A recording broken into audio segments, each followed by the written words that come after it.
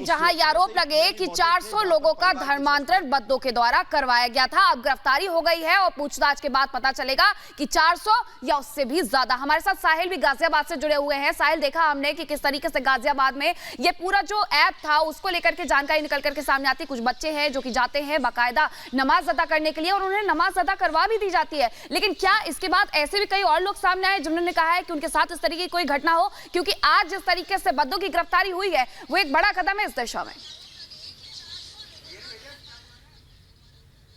निश्चित तौर पे, क्योंकि बद्दों की गिरफ्तारी पुलिस के लिए कामयाबी है, क्योंकि अब पुलिस कहीं ना कहीं इस सीक्वेंस को देखेगी कि गाजियाबाद के अंदर कितने बच्चे थे जिन बच्चों को मोटिवेट करता था और धर्म परिवर्तन के नाम पे बच्चों को नमाज अदा करने के लिए उनको मस्जिदों में भेजा करता था। क्योंकि इनकी पूरी प्लानिंग की गई। प्लानिंग के तहत पहले बच्चे शॉप पे आते हैं, उनको गेम्स बेचता है, गेम के जरिए उनके कॉन्टैक्ट में आता है, उनको ये कहता है कि आप जाके 5 समय की जो है कुरान पढ़ेंगे तो कहीं ना कहीं आप और अच्छी जिंदगी जी पाएंगे, जिसके चलते बच्चे मोटिवेट होते हैं और नमाज पढ़ना शुरू कर देते हैं। और ऐसे मामले जो थे गाजियाबाद में एक के बाद एक निकलकर सामने आने लगे थे, जिसके बाद परिवार वाले काफी चिंतित थे और पुलिस हरकत में आती है और कहीं ना कहीं मास्टरमाइंड जो था बद्दो उसको महाराष्ट्र से गिरफ्तार किया जा चुका। लेकिन अभी भी ये सस्पेंस बना हुआ है कि आखिरकार इस मास्टरमाइंड के पीछे और किसका हाथ है, किसकी साजिश है जो नाबालिग बच्चों को टारगेट कर रहे हैं। हालांकि बालिग बच्चों को तो कर रही थे, लेकिन नाबालिग बच्चों को टारगेट करने का मकसद क्या था? इसके पीछे कोई और साजिश हो सकती है। इस पूरे सिंडिकेट में गाजियाबाद या अलग अलग राज्य में कोई और लोग शामिल है तो वो उनकी जांच होगी, क्योंकि जो इसके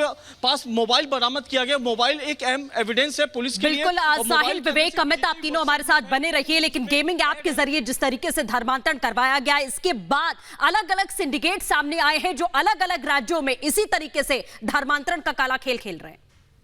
और धर्मांतरण की इस दिशा में किस तरीके से यहां धर्म परिवर्तन करवाया गया, आपने देखा। फोर्टनाइट गेमिंग ऐप बनाया जाता है, पहले गेम को खेला जाता है, उसके बाद गेम को धीमा किया जाता है और यहां बरगलाया जाता है कि अगर आप आयतें पढ़ेंगे तो आप भी गेम जीत जाएंगे।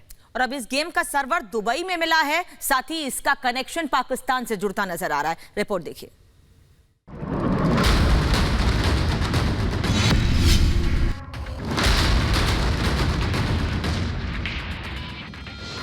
ऑनलाइन गेमिंग के जरिए नाबालिगों को टारगेट किया जा रहा है। गाजियाबाद में जिस तरह से नाबालिग का धर्म परिवर्तन कराया गया, उसने पूरे देश की आंखें खोल कर रख दी। पहले फोर्टनाइट ऐप का खुलासा हुआ, फिर शिकंजे में आरोपी आया, पाकिस्तान का कनेक्शन भी निकला और अब नए ऐप वैलोरेंट गेम की भी एंट्री हुई है।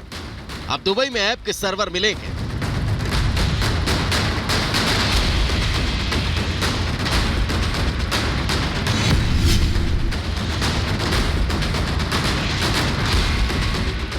गेमिंग जिहाद की जांच में एक एक कर सच सामने आ रहे हैं। धर्मांतरण की स्क्रिप्टिंग से पर्दा उठ रहा है। किस तरह ऑनलाइन गेमिंग के बहाने कट्टरपंथी गैंग सुनियोजित ढंग से इसे अंजाम देते थे। गेम जीतने से लेकर धर्मांतरण का पूरा लेवल द लेवल पार करते थे। इसी जांच के बीच में अब एक और खुलासा हुआ है। पाकिस्तान के बाद अब कनेक्शन दुबई से जुड़ा है। सूत्रों के मुताबिक पुलिस को अंदेशा है कि जिस गेमिंग ऐप फोर्टनाइट का इस्तेमाल शहनवाज कर रहा था, उसका सर्वर दुबई में है। इसी सर्वर में इसके काले कारनामों का चिट्ठा है। कितने नाबालिगों से बातचीत हुई, कितने नाबालिग उसकी बातचीत से प्रभावित होकर इस्लाम की तरफ झुकते चले गए।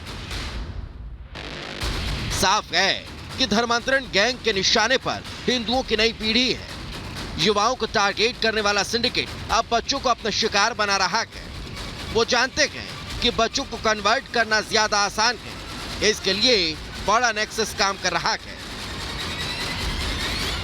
Bureau report, Republic Bharat.